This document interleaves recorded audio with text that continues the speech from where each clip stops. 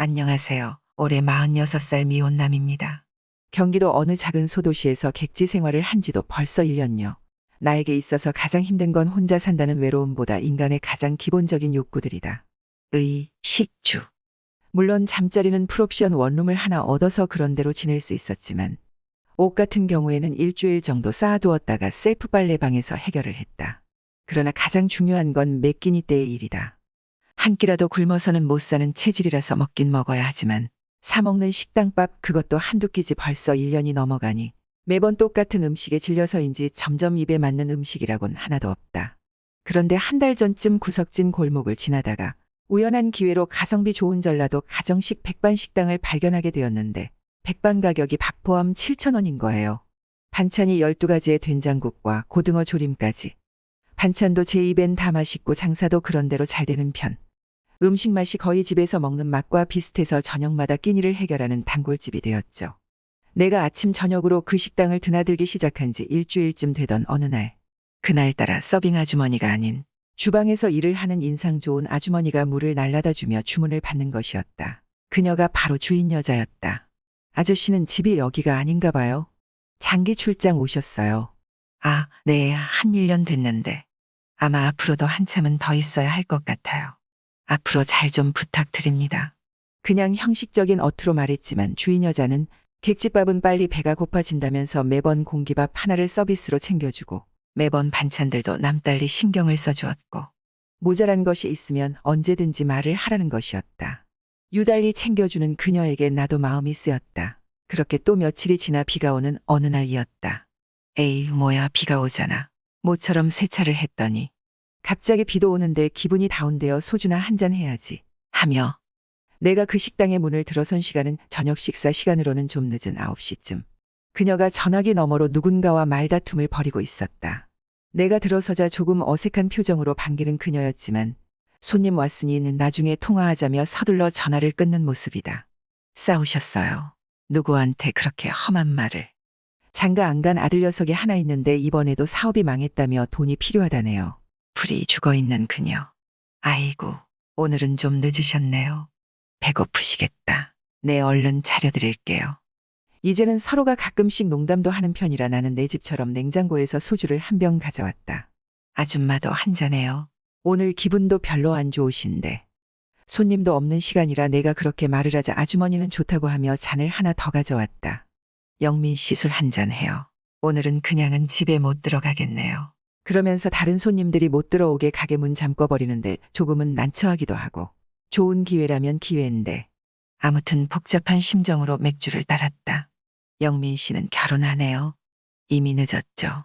저도 이제 40 중반이 넘었는데요. 그리고 주변에 결혼한 사람들 보니 싹 가시네요.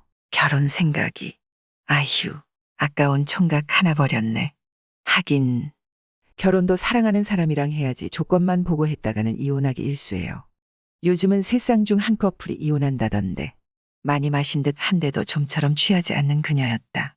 게다가 귀가는 아예 안중에도 없는 듯 했고 술자리는 새벽까지 계속되었다. 그리고 며칠 뒤 그날도 7시에 퇴근하고 백반집에 들러 찌개와 소주 한 병을 시켰습니다.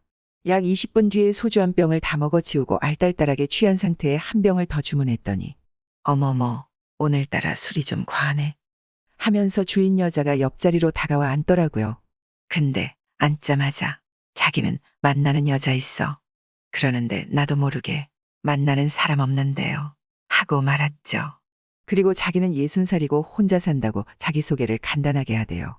보기보단 나이가 많았지만 저도 독수공방 5년차에 딱히 가릴 처지가 아니라 그랬는지 아줌마 마치 배우 같으세요.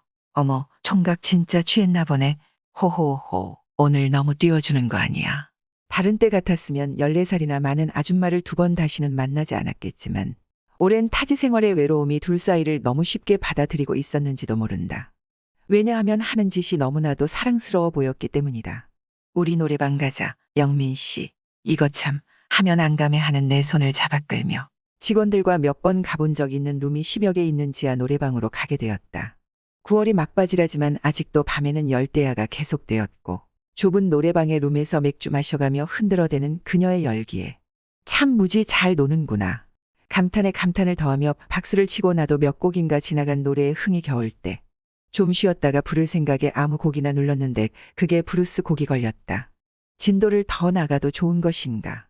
짧은 순간 번뇌라는 것이 머릿속에서 떠오르고 사라지길 몇 번. 더욱 용기를 내고 말았다. 그리고 많은 이야기를 했다. 4년 전 사별하고 혼자 사는 과부라는 것과 정신 못 차리는 아들 때문에 힘들다는 여러 이야기들을. 그리고 한 가지 부탁도 듣게 되었다. 서로 힘이 되어 주었으면 한다는 것. 서로가 필요할 때 말이다. 앞으로는 영민 씨가 우리 집으로 오세요. 사람들 알게 되면 괜한 오해와 안 좋은 소문이 날 수도 있으니. 우리의 만남은 그렇게 시작이 되었다. 아무튼 그날 이후로 동거하다시피 살다 보니 어느새 자연스럽게 살림을 차리고 있네요. 싸우고 화해하고 그러기를 벌써 1년간 지내다가 며칠 전 갑자기 결혼 이야기를 꺼내네요. 아직 전 결혼까지는 생각지도 못했는데. 그리고 40대 초반에 사업을 하다 망해버려서 돈도 없는 상태였고요. 그녀가 자기 나이가 부담되면 혼인신고만 하고 지금처럼 지내자고 그러네요. 그 뒤로부터 불편하고 부담되고 사실 동거 초기에는 저랑 결혼은 싫다고 그냥 지금처럼 재밌게 살고 싶다고 했었는데 이제 와서 혼인신고를 요구하니 저한텐 너무 벅찹니다. 자꾸 부담되기도 하고 감정이 복잡하네요.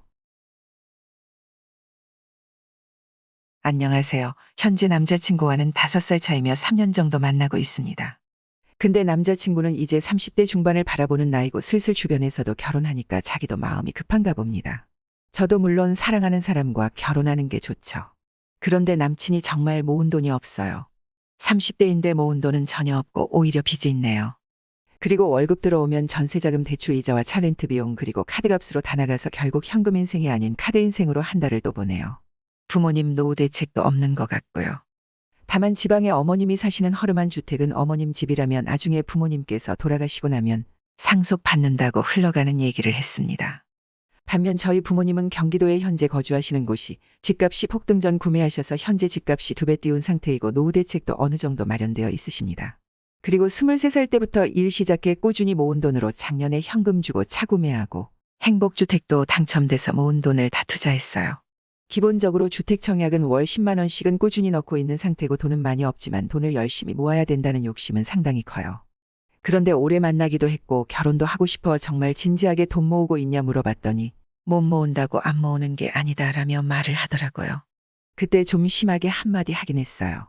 도대체 4년간 뭘 한 거냐 나랑 결혼하고 싶은 건 맞냐 그랬더니 맞다고 돈 모으기 시작할 거래요. 그냥 이런 거 보니 답답하고 사랑하니 떠나보내진 못하겠고 오래 만나자니 결혼까지의 희망은 없어 보이고 저 그냥 평범하게 연애하고 부족하지 않은 결혼 삶을 즐기고 싶을 뿐이거든요. 저도 지금 이 상황 그저 사랑 타령하는 걸까요? 현실적으로 봤을 때 남자친구가 지금부터 돈 모은다고 했을 때 저희 결혼 생활 아무런 문제가 없을까요?